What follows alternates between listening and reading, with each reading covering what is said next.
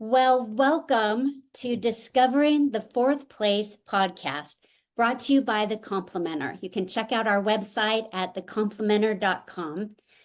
This podcast really explores the fourth place, and our definition of that is where passion and motivation collide with a determined resolve to experience the life designed just for you. It's truly the freedom place. That's how our founder and co-owner, Monty Hip, defines it.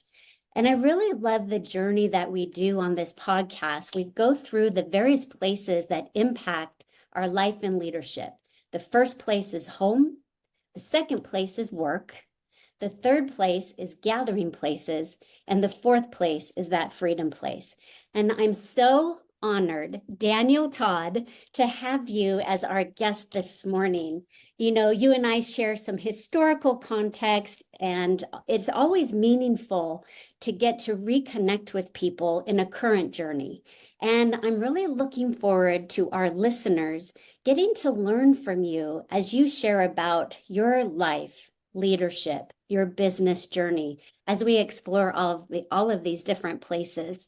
You know, the Complimenter, one of our mottos is we help the best get better. And we also help companies go from where they are to where they want to be faster. And as you and I have been talking about your current journey and what's brought you here, I really think both of those seem to align with you as well. And so I'm really looking forward to doing this journey with you today. So thank you so much for being here and welcome. Thanks, Brenda. Yeah, I'm really excited. I'm glad we could reconnect, and I love the focus. And it was the first time I've heard about the fourth place, so I had to give it some thought. So hopefully my rendition of it matches what you're aiming for. So, but I'm excited to delve into it. Well, I appreciate that. That doesn't surprise me. One, that you've given it a lot of thought. And I'm certain just by what I know about you, the things that I really respect about you, I'm certain that you'll have great insights for our listeners. And I'm not surprised it was your first time you've heard about the fourth place. It's something that our founder and co-owner Monty really came up with and developed. And so I'm excited that you've been embracing it and to share it with our listeners today. So let's just dive in with the first place, home. Probably one of the most important places that impacts our lives is our home. And I thought it would be meaningful just to hear about your life growing up. What was a memory or something that was meaningful to you? Where was home for you? And what was something that you remember? It could be from grade school or middle school. Share a little bit about home life with Daniel Todd growing up. Sure. I grew up in Merlin, Oregon, a very, very small town in Southern Oregon outside of Grants Pass. Okay. My Born parents. in Medford. I was born in Medford, Oregon. Oh, I did not know that. Yeah. So, Oregon roots. I worked in Medford many summers, but Okay. what I remember was, we lived on 5 acres in the woods. My parents wow. raised a lot of animals, and my mom was very conscientious about us being outdoors as much as we could. We had a tire swing. One memorable summer, I had to work to get $100. To then my dad bought all the wood so we could build a 3-story tree house. Nice. We spent a lot of time in that tree house with our friends.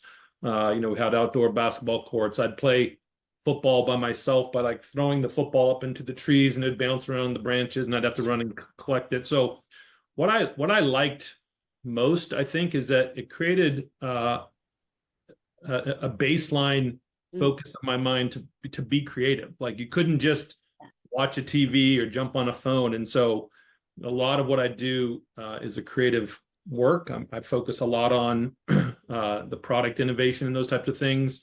And even through my life, I think a lot of people have said I'm creative, and I'd like to credit it to the fact that, like, when you're outside, it takes some creativity to just not be bored. And I was always very happy with that. And so a secondary piece was my parents were also very focused on having meals together.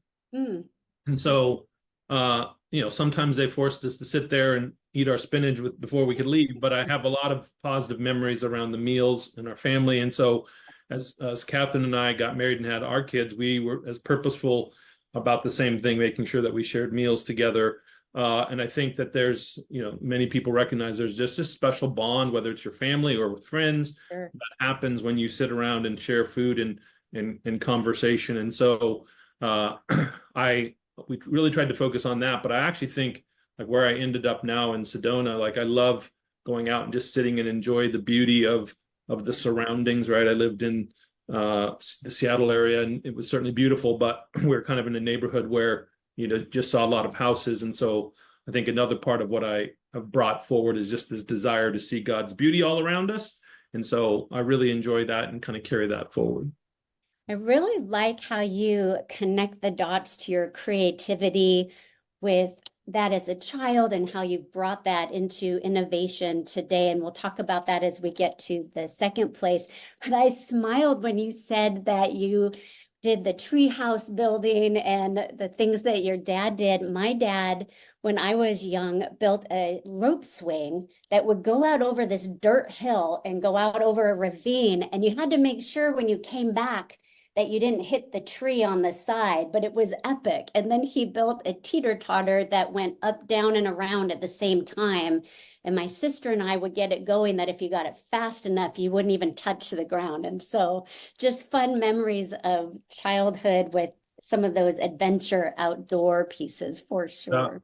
Funny you mentioned the rope swing. So probably the only time I was ever gracious to my sister, we had just built a rope swing on the treehouse, and she really wanted to go first. And I don't think that was like me at a 7, 8, 9-year-old age to let her go first.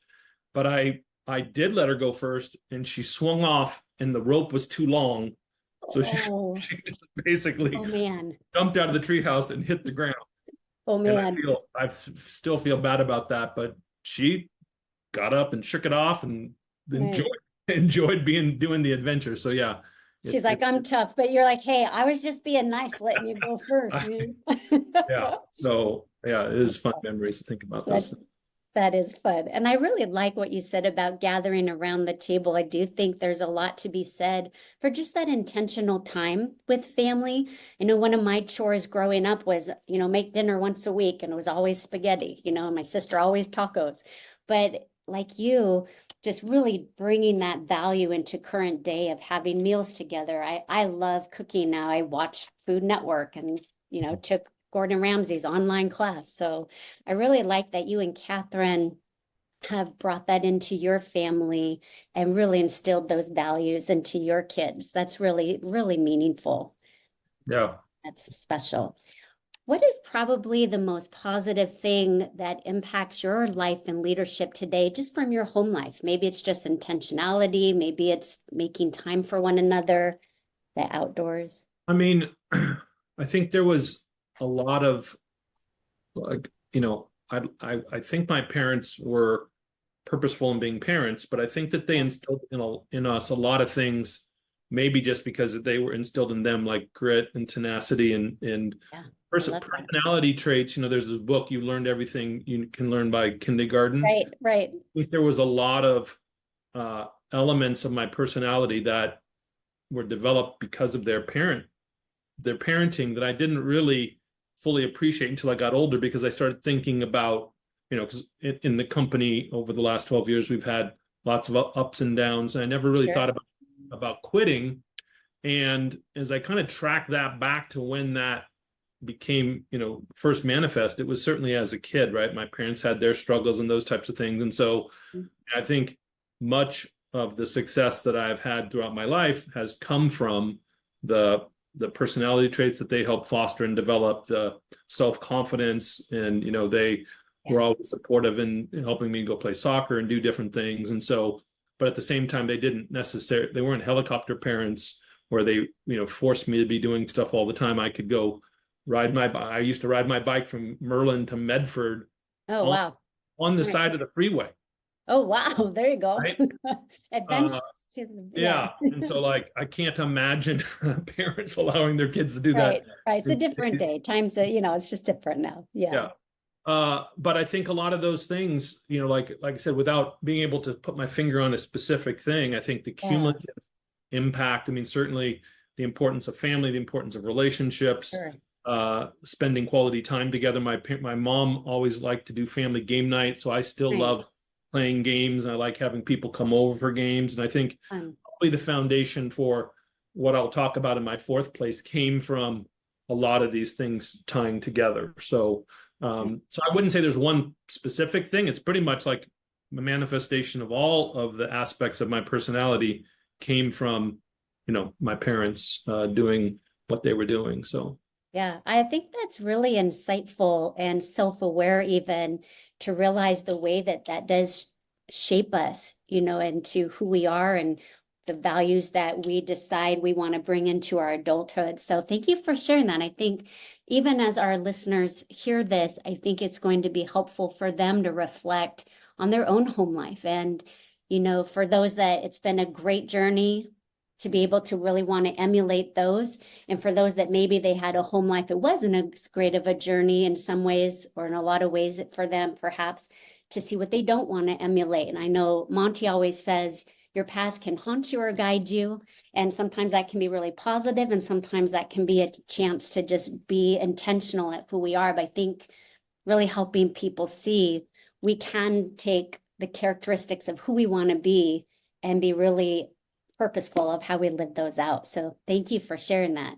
And I think it's a great segue to talk about the second place, work. And work is where many of us spend the vast majority of our time. It usually gets the best of us. And I really enjoyed learning more about that you're the CEO and founder of Influence Mobile, and that you guys have been known for being a fast-growing company, and you've been known for innovation, and just how even your expertise in social media marketing has been a big part of the success you guys have had. So I'd love to tell us a little bit about your company, and then what is it that you enjoy? How did you get there? And what are some of the challenges? And then I'll do a part 2 to your work. I really want to hear about your podcast, but I'll give a sneak peek, but I'll wait. I do want to hear about Influence Mobile first, and then I want to talk with you about the podcast. Sure. So, yeah. So we started the company about going on 12 and a half years ago.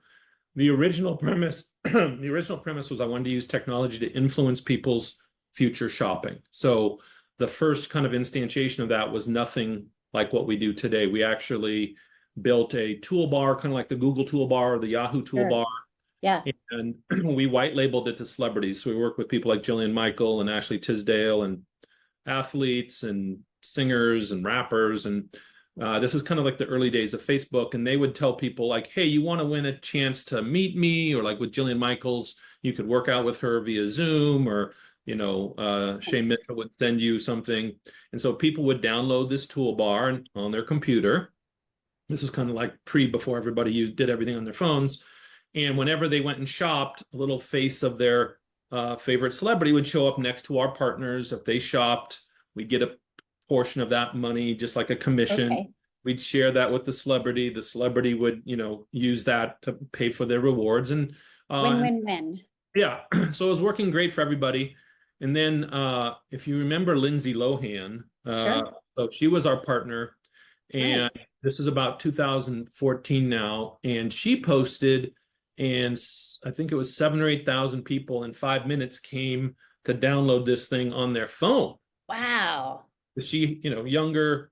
Yes. Audience, she had mobile phone. We had no mobile phone product. And so we're like, okay, this might be a problem. And so we're like, well, we should probably get into this mobile phone business. So we started building mobile phone apps. And while people would download them, they just wouldn't remember to open up the app and shop through their Lindsay Lohan rewards thing. Okay. And so that was hurting the business. And about that same time, I lived in Seattle, and Facebook was launching what was called Facebook Audience Network, where you could take ads from Facebook and put them into your own app. Okay. And right. My co-founder and I went and met with them, and we're talking about what we're doing. And they're like, we want people to experiment and do new things. And I said, awesome, I got an idea. How about if I reward people to watch and engage with your ads? And they're like, sounds good to us. And I didn't want to clarify because I didn't know that they totally understood what I was saying. But I'm like, see you later. So we left and went to talk all these celebrities. And we said, hey, we got this great new model. Instead of people shopping, we can make money from when they see ads. Not a single celebrity liked it. No one wanted to go first. Oh, interesting. So This was about the time that Russell Wilson was showing up into the Seahawks. I was a big Seahawks. Yes, same. That's on my third place to talk to you about. Spoiler alert, right? And so we started an app. We're like, hey, let's build an app that just for Seahawks fans that so we built an app, Nice. lot of Yeah. rewards, and we basically said, hey, get free Seahawks gear. You can still get Yeah. gift cards Go and everything. Hawks. Yep. And we actually started by going to a Seahawks game and handing out little flyers, and people could download the app. Smart. Super smart. And pretty quickly, that app started making more money than all the celebrity apps. Wow. And we're like, okay, I think we're onto something. Facebook was like over the moon. They were super happy. They were coming up. And over a 9-month period, we went from basically making $0 with this new product to making $3 million a month. Incredible. All from, and we launched with different sports games, and we had baseball apps, and we were licensing content, doing all those kind of things. But I knew there was a problem, because as much as Facebook was happy, we didn't actually know what people were doing. We just knew they were clicking on ads, and sometimes they were installing apps, sometimes they were watching videos, they're doing different things. And so we spent a lot of time trying to convince Facebook to tell us what the person was doing. I'm like, imagine how much better it would be if you told me the person installed the game, and then I could reward them for ongoing engagement. Sure. Interactive that way too. Yeah. Yeah. And their answer was like, it's not really our data. We can't share it, blah, blah, blah. So we started building a product called Engage. Engage is the company, basically the core of the business we have today. It lets us work directly with app developers and do exactly what we had envisioned. A big game developer like Scopely, who has a very popular game called Monopoly Go. Mm-hmm. We now allow people to install Monopoly Go. They get points when they hit level 1 and level 5 and level 10 and level 100. They get lots more points if they spend money in those games. And so we launched that right at the same time when it was becoming clear that, like, while Facebook liked what we were doing, they didn't think it was going to be scalable to everybody. Sure. And so they told us that they were going to turn it off at some point in the future, but they didn't tell us when. Oh, interesting. So that was a very scary time. It was late 2015. We were doing like I said, doing millions of dollars in revenue. We had just grown from like 7 to 50 employees. And so we kind of started to put the brakes on growth and everything else. But by January 2016, they had turned things off. We struggled and had to lay off half of our company, and it was super brutal. So hard, and then for the next 2 years, we kind of struggled to replace all those. They had thousands of customers. We had zero. But over the, we kind of stayed, even though we shrunk, we stayed around, and eventually this Engage product proved what we had assumed, which was like it was a win-win-win. You already mentioned that, where game developers would pay us, we'd take a portion of that to reward our players just for playing, and then they'd get even more points for spending money, which is what our clients paid about or cared about. And then that just grew, and finally in 2018 we had a lot more momentum, and then from 2018 to 2024 we grew from 3 million a year in revenue to 7 to 21 to 40 to 60 to 70. And so and during that time we became kind of recognized as the top 1 or 2 companies in the world for doing what we're doing, which is finding and keeping these high value spenders. So incredible. Yeah. Quite an up and down. Yes. And I'll stop there, and that's what we do. Wow. Daniel, thank you for sharing that journey. And I am just really captivated. For sure, you have tenacity and grit from your parents. That is undeniable from just your story.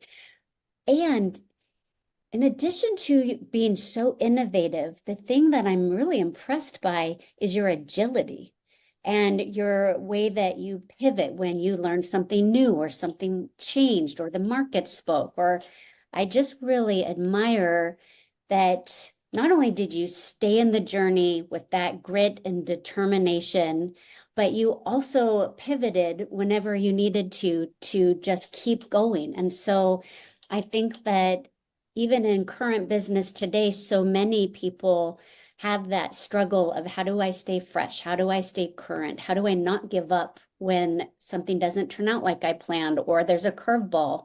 So I really admire that.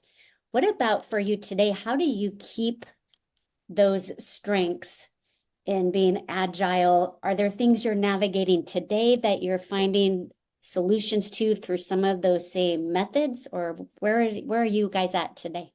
Yeah, no, this year we have faced, starting in January, the most substantial full attack from international fraudsters that we've ever encountered. Goodness. Like, our Wow. business model is ripe for fraud because we give away money. Sure. And so we've always been a That makes target. We've sense. always paid attention to it. And we don't know that it's directly tied to the advances in AI, but certainly as we've grown and we give away millions and millions of dollars a year, we've attracted more and more attention. And so starting in January, we saw a scale, we bring in about 15 to 20,000 new people a day through our marketing efforts. Wow. And so it's not that hard for these people. They buy phones, they use VPNs, and they just pretend to be like a regular person. Right. And at one level, it makes us money. They come in and they install all three apps, and they earn the $5 gift card, and we make more money, and we give them that money back. But then oftentimes they'll just stop using the app. And so what happens is they're not purchasing in the games, which is the quality that we need to bring in at the right ratio. So then what happens is our clients start to see lower return. They lower their payments to us. And so Have a domino effect almost. Yeah.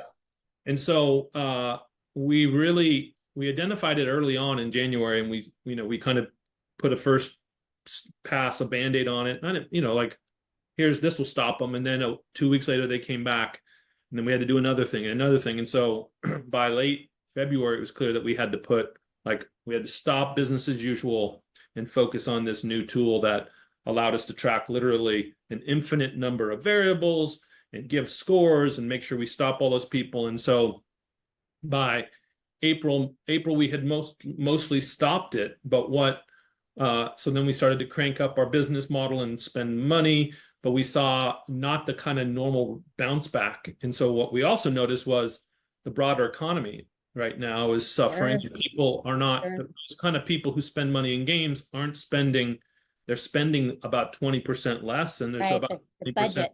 They're filling the budget. So where normally we could embrace this group and get back up to the levels that we now all of a sudden weren't able to turn that engine.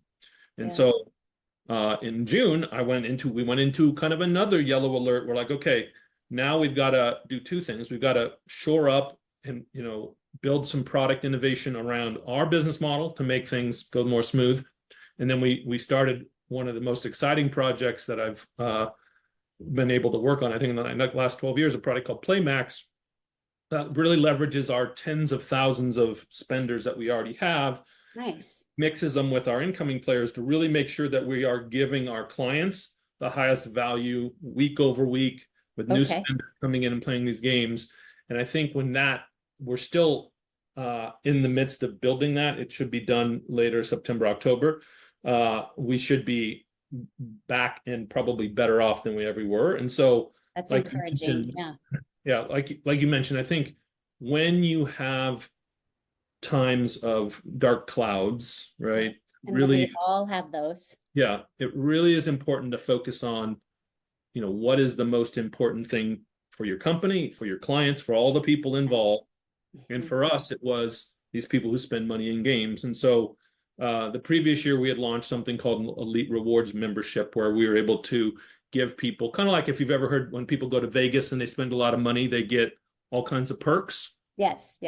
We had our own version of that where we gave people extra bonuses and all kinds of other things and sent them shirts and gave them, birthday presents and all these kind of things. And thankfully, we already done that because we have very high retention with this audience. And so we're kind of doubling down on all of our product innovation around this group and just surveying them and interviewing them and asking them what they care about. We launched a new game called Reward Rush. It's kind of like loosely based on McDonald's Monopoly, where they collect pieces. Sure. Oh, yeah. We're just giving away more money, but it's tied to this retention and engagement of this highest value players. So while it's been a very rough year, it'll be our first economically down year in 5 or 6 years. We could absorb it, thankfully. Yes, because you planned. Yeah. Yeah. Well, we just had, thankfully, I had enough cash to do this. We had grown And so it's allowed us to continue to kind of pivot without having to make personnel adjustments. I've been very transparent with my team, like you can't lose money forever without us going out of business. So like, Right, the realities of that. and so I think I've always talked about transparency, and I think people take it differently when they're having to live through it, right? Yes, for sure. For And sure. so some of them I think are like, I didn't really want to know all that. Now they got to live with the pressure. But there's a lot of other people who kind of like, I call it, they grab the eye of the tiger and they're like, we're going to do this together. And it's like, Right. Really focused. And so I've been very happy with the progress of the team.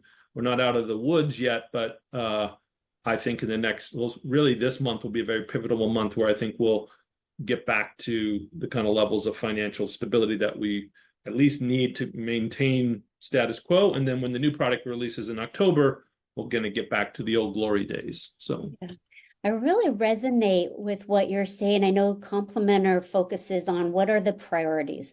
What do we need to be solving for? What are our top priorities? And even what you said about people either owning part of the process that, if you know the realities, it also creates an opportunity to what we call account responsibility. We can all be responsible for contributing to the success, contributing to problem solving. And something I really admire about what you said, Daniel, is how you really pay attention. You're paying attention to what's working, what's not working, what are the obstacles, and you're hitting pause long enough to assess what's going on, what is causing this trouble or these tension spots, and then how do we act?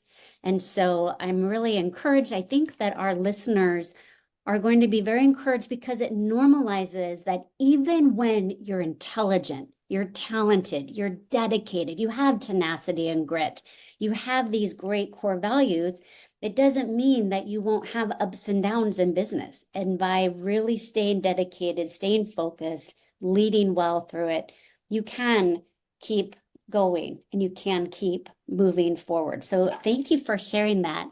And I think that our listeners will be encouraged by what I alluded to earlier, the other aspect that you pay attention to, you and your company, is what does it mean to have the status of being one of the best places to work? And you have been so intentional about that. Your company is known for that.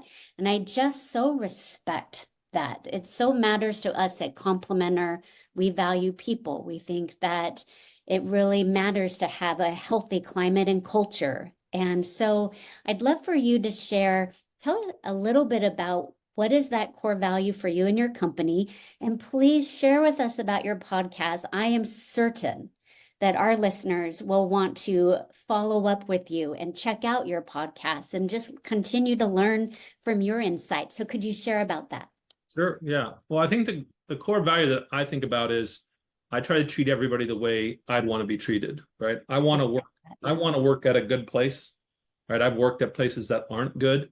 And I want to enjoy the people that I work with. I want to be treated with respect. I want to do meaningful work. I want to be paid a fair wage. And I assume all these things are true about every single one of my employees, right? And so that's the base assumption. That still doesn't mean that like there's true matchup, right? So there's a lot of work. So like everybody generally in workplaces want to make more money, right? So absolutely. Increase the bottom line. Yeah, we take this base assumption that like I'd rather have fewer employees and pay them more, and then we have to empower them to be worth more. I can't just pay you more because you've worked here a long time. That makes sense. I can only pay you more if you contribute more, which makes the company more money, which then I can share with you as an employee. And so we try to be very purposeful with our one-on-ones, purposeful with our training, purposeful with all of those things. And that's kind of the beginning baseline, right? Like you are giving people meaningful work. It's meaningful because if they're successful at it, increases the revenues of the company, which goes back to them. And then you also try to make sure you hire people who all have at least a specific level of care about relationships. Not everybody's an extrovert. Lots of people are introverts. But, we try to avoid hiring a-holes and people who treat other people with disrespect, right? Got to have that baseline of core values. Right. And so we want people, I do most of the first interviews for at least all of our US based employees. And one of the very first things I'm thinking about when I'm talking to you on Zoom is like, is this an enjoyable conversation, or is this like Oh, that's smart. super duper painful, right? Right. Is it clear that a lot of times I can tell in like 3 minutes, a person doesn't care, like, Mm, or they only care about getting the most amount of money. They don't care about who their teammates are and their work. Or they've only worked places 8 months and then they leave and leave and leave. And so we put a very strong focus on bringing in kind of these people who all enjoy working together. And then the sum of the parts is greater, right, than the whole or whatever. It's sure. like each person that comes in makes it better for every other person. And so then that makes it easier for the next person to come in, because they come in and like, man, everybody's so friendly here. They're now in a better headspace, right? It And so, fosters ongoing positivity and team building. yeah. And then we also recognize that like everybody has different past experiences. And I think this was probably a newer thing I learned in the last year, is that, we call it kind of workplace trauma with a small t. Like Okay. you had a boss that was abusive, or and some of the stories that I've heard are horrific. People being Yeah, called stupid in a meeting by the CEO. that's And awful. so what I learned is that a lot of these people went to places that said all the same things on the first day. We are Mm, like a family. And so the just saying you want to be a good place to work is actually does nothing. It doesn't convince anybody. You actually have to live it out day by day. And then, has to be implemented. Yeah. yeah, people have to see it. They need to see it during the times of challenge, right? I think that's the other issue, is like Yes. when they have a problem where in the past they might have gotten chastised or even fired or something like this, and they're shown mercy and help, they realize we're here for them to succeed, right? And then Yes. sometimes, it's a remote environment, so it's a little challenging because you don't necessarily see everything that's going on around you. But we're constantly trying to invest in employees and help them succeed when they're struggling, giving them opportunities to grow and improve. And some of our very, very best employees are people who struggled during some time, and then we came up behind them and we're like, hey, we want you to succeed. And now they just become rock stars. And those people, like, they never want to leave. They're never going to leave. And they're so beneficial to all the other employees, because they then come and support those people. And then you just have this kind of positive, virtuous circle. And so once you get the ball rolling, then it's just a matter of like protecting it from negative influences. Absolutely. And showing why it's worthy of protection. I really like what you're saying. There's a reason there's blogs and books about have the right people, and the right roles. And so I really think that that's an important business principle that you're tapping into. And we talk at Complimenter about having a vitality and having a signature of what you're known for, what you want to be known for. But it starts as a baseline to what you're saying, of having that intentional focus and priority of having core values that you all share and that you all ascribe to. And it really does become this incredible place that people want to come and contribute to, not just what can I gain, but what can I also give and contribute. So I think that's incredible. And I so admire your focus on that and how purposeful you are at making sure that's true for you and your employees. And I do think it has long-term benefits for everyone and ultimately a successful company. And where will they find your podcast that highlights this? How can they come and watch your podcast? Sure. We're on Apple and a few other streaming services, but I think they can you do a search for Remote Revolution Podcast. Okay. There's a page with a link to a bunch of them, or if they're on an iPhone, we have an Apple podcast. So, and they can also find links on my LinkedIn page under Daniel Todd Influence Mobile. Okay, well, I encourage our listeners to check it out. Again, I think that especially in our climate and culture where sometimes we've lost civility, we've lost just some of our basic core values of how do we help each other win? How do we help our company win? I think that revisiting those and how do you live those out in real-time living is time well spent. So I will definitely also be checking out your podcast in the future, and I hope our listeners will too. Yeah, I've learned, my whole goal was to just learn myself, right? So I Nice. interviewed primarily CEOs who made the Inc. Best workplaces list. Uh, Excellent. I and like and that. they all have their own focus, and in companies that are either hybrid or primarily remote, Yeah. they don't have to be exclusively remote. And then just see what they're doing, right? And almost every Yeah. single time that I've interviewed somebody, I've come away with a new idea that we could implement, or at least I see that, like, oh, they're doing this, and then the trade-offs over here. But I always want the best ideas from the people who are being successful, and it's been really, really useful so far. Yeah, absolutely. I completely agree. At Complimenter, we say you should be learning from people that are wiser, broader, and deeper than you. So I think there's a lot of value in that. And there's a good segue to our next third place, and those are gathering places. And just really thinking through some of your favorite places. They can be coffee shops. Everybody loves and needs a third place. You know, Howard Schultz even deemed that he wanted Starbucks to be a third place that people would gather. And I know that while you were in Seattle, that probably football stadiums, go Hawks, we talked about it earlier in the podcast, might be one of your third places. But tell us about some of yours. Where do you like to get away? What are some of your just hit pause and go gather somewhere? What draws you? Yeah, so this one was trickier because I don't like there's three answers to it, but it's not maybe as traditional as a coffee shop. So every morning, 6 days a week, I go to the gym and Oh, I good for work you. out, and I walk on the treadmill, or I use the elliptical trainer, and I play chess with other people.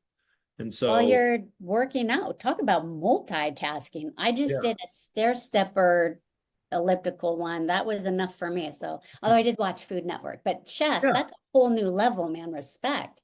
But what's amazing is that I get so absorbed into the chess game Oh, that, interesting. like, Yeah. an hour just goes by like this. I'm like, it's crazy. And so, like, as soon as the game ends, I'm like, oh, this is so painful. I hate it. And then I just start a new game and then just get absorbed into it. So I get It's a into great strategy. I get into total flow. I can keep my heart rate a lot higher, than I do other times. So that's really the only place I go very super consistently. Like multiple times a week. I go to church on Sundays. Yeah, it's a definite It's third place. Yeah, a uh, lot of good community there, important faith journey there. yeah, and A then lot the of only other people. place is really just going to restaurants with friends, right? We really Oh, enjoy nice. kind of back, and this is a little bit like what my fourth place is going to be, but we enjoy you know social times with our friends, so Yeah. we go out to our favorite restaurants pretty regularly. So, two questions. What is like some of your favorite dishes? And if someone's visiting Sedona, what is one of your favorite restaurants? At least now. No Sure. disclaimer, things can change, but for now.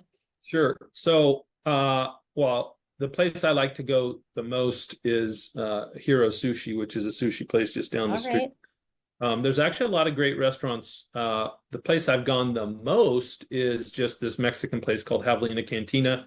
It's very Nice. large. You can always get a seat, and we like to bring a big group of people. So Oh, fun. we moved to Sedona just about 2 years ago, and when we started going to our church, I didn't know anybody, Yeah. and so which made me uncomfortable. Uh, but I'm also uncomfortable going up to strangers and just Yeah, introducing lots myself. of us are. Sure, Yeah, sure. but I kind of felt forced. I wanted to force myself to get to know people. So every Sunday after church, Great. I'd go talk to a new person, invite them to Javelina Cantina. And our church is not that big. So it took about a year and a half, and I have gone to lunch with every single person in our church and Wow. taken them, most of them, to that restaurant. So whether it's my favorite or not, like I said, I like the sushi place. Yeah. There's all kinds of different cuisines that we like. There's an Italian place that's got good pizzas. So Love Italian food. Yeah. pizzas and sushi are probably my go-to whenever I get a choice. All right. Well, sometime offline, I'll have to tell you my sushi story. I'll tell you that for fun.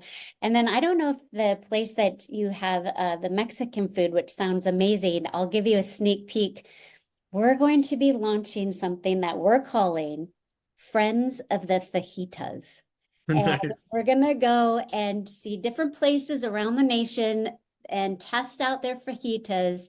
And if they get a 5-star rating, they get this incredible cool cast iron skillet that has this skull kind of etched into it. We give it to the chef. So we're just about to launch it. So I'll have to send Wow. you the link. Maybe we'll try your place in Sedona. It'd be fun to do that with you. Yeah, I get shrimp fajitas 95% of the time. So Nice. All right. Well, all right. I will be, I'll call you when we're there and we'll have to grab Catherine. We'll go try the fajitas. That'd be really fun. love it. Uh, I think it's so important.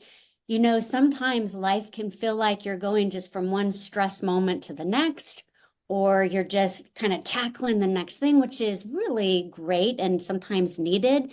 But we can forget to hit pause and just do that rest and rejuvenation. And, my master's is in counseling psychology, and I spent a lot of time studying resilience. And resilience and third places are very connected, and just making sure you have time to gather and have those places. And so I probably should ask, so are you also now a Cardinals fan, or are you still kind of both Hawks and Cardinals? Where are you at? When we left Seattle, we kind of just my wife was never a huge sports fan. Sure, sure. Since I had no compatriots. I really just haven't watched live. We haven't had live TV since 2020. So uh, Okay. I think deep in my heart, I still root for Russell Wilson. I think he's switched teams a couple of I times. know, I know. Um, We wish him well. but yeah, I'm more or less kind of quick cold turkey. All So right, it's more about the outdoor adventure. yeah, we lost the Sonics, which is a hit, and I then know it's still too soon. I mean, I know it's been years and years, it's still too soon. I just heard yesterday that they're coming back to Seattle. I know, I know. We're all really hoping, believing, So we'll see where that in our happens. So breath. Yeah. Yeah, good. Well, it's a good segue to the fourth place because passionate about sports, passionate about different things. The fourth place, I'll read the definition again that Monty came up with, where passion and motivation collide with a determined resolve to experience the life designed just for you. It's truly the freedom place. What I love about the fourth place is it's really that what brings you joy and fulfillment. I know for me, the end of my mission statement says that I want to embolden others to win. And I really feel so alive inside when I feel like I'm getting to do that. So, Daniel Todd, what is your current fourth place? So it's probably not that far from yours. What I realize is I'm happiest when I'm kind of living in community with my friends and family, right? Nice. And so Yeah. while there's an element to it where some of it is helping people when they need help, Mm-hmm. but it's really living life with people and getting to know them and being part of their lives. And like when I go to my friend's house and we have a good meal and a glass of wine, or they come to our house and we go sit on the deck, I feel like I do when I play those chess games. Like time is gone. I'm just Mm-hmm. happy and Wow. enjoying that time. And so, like I said, uh, many times it's very positive. Sometimes, people you're very close with go through personal Sure. issues, and then you have to be there for them. And like Yeah. that deepens those relationships. And so uh, I like I like spending time with my kids. I like spending time with my friends. I like spending time with people who I've just met who might need help. And so like I said, it's not really necessarily a physical place, although like I said, if it was, it'd probably be my friend's house or our house, but Yeah. it's more of that state, kind of like yours, where you're engaging with people in a purposeful way and building relationships. Wow. Well, thank you for sharing that. I really admire that about you. And as I'm sitting here, what is profound to me is there's a thread, it seems like, for you in that being your fourth place, because as family you gathered and you've brought that into your family around the dinner table, at your work. You care about the environment, the climate and culture, and being one of the best 100 places to work or one of the best places to work. And in your gathering places, you love being with friends. You were so intentional when you felt like you moved to a new place and you didn't know anyone and you sought people out. And now you state your fourth place. So it doesn't surprise me, but it's really incredible to see that woven throughout the different places of your life and leadership. Yeah, I like it. And like I said, it's some of it was a stretch because, when the very first time you go up to a stranger and ask them out, Yeah. a little scary, right? Sure, sure. And I kind of took the easy way out when we came to town. I emailed the pastors and I was like, "Hey, can we go to dinner?" So Yeah. that made it easier. And then, the first people I asked out, they're like, "Who's this weird guy asking me out?" And the pastor was like, "He's okay. You can go He's all out." right. I checked him out. You know what Yeah. I love about what you're saying, though, is telling people, hey, find natural avenues. If it's too much to take a leap to just ask someone out of the blue, find those inroads, find those natural avenues that could be bridges to help you get to where you're trying to go, because you did that. Yeah. But I think that the more interesting thing is it didn't take very long for it to actually become like it kind of turned around. All of a sudden, people were like, "Well, he hasn't asked me out yet," right? So it Oh, actually nice. became this thing that people wanted. So then I'm like, "Okay, well, that's good." And Yeah. then, I've met very, very good friends from that. There are people that work in my company Mm, because of the lunch we had. Like, there's just been, I mean, like the rewards far exceeded any kind of short-term uncomfortableness. And yeah. and then it just feels like the church itself is only, maybe 40 people, just feel very much more connected. And when new people come in now, I feel like we're all maybe too excited to introduce ourselves to them and be like, "Hey, how are you?" And Yeah.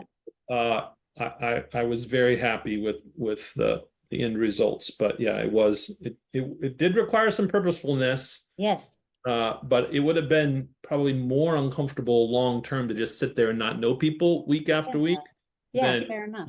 go through kind of a concentrated uncomfortableness to then now be in a very great position of knowing practically everybody. So Yeah, I love that. And I like how you used your gathering place to foster that. I know for us, Chuck and I, our kayak journey began, we went to the San Juans, and like you, it was a newer scene to us. So we went on a class where you could go with a guide and go overnight camping. And it started helping us get involved in a community. And some of our closest friends are now Discovery Sea Kayak and Friday Harbor.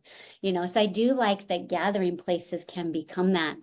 Daniel, what would you say? Sometimes when I talk to leaders, to business owners, even, and they say, I don't know what my fourth place is. What would you say to someone trying to find their fourth place or trying to explore it more? What would you encourage or challenge them to do? yeah, well, I mean, since I did just go through this, yeah, I do have a very fresh Yes, recollection. yes. I would say what draws you, like in a given week, what are you looking forward to? I like that a lot.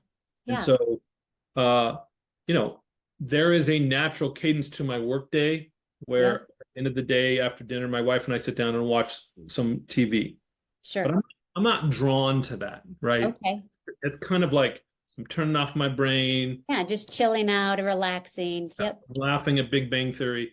But uh, on Friday this week, I'm going to take the day off and I'm talking to some friends about maybe going fly fishing with them or do Right. something fun. And like Yeah. that is very exciting. Like I get to go hang out with my friends. We'll have a good time. We'll probably go have Yeah. something to eat and relax. And so like when you ask this, I'm like, what are the things that I like to do most? Right. That's a And great question. it always involved connecting with other people, whether it's game Mm, nights. We posted game nights once a month after church. The whole church comes over to our house and we have a whole church lunch.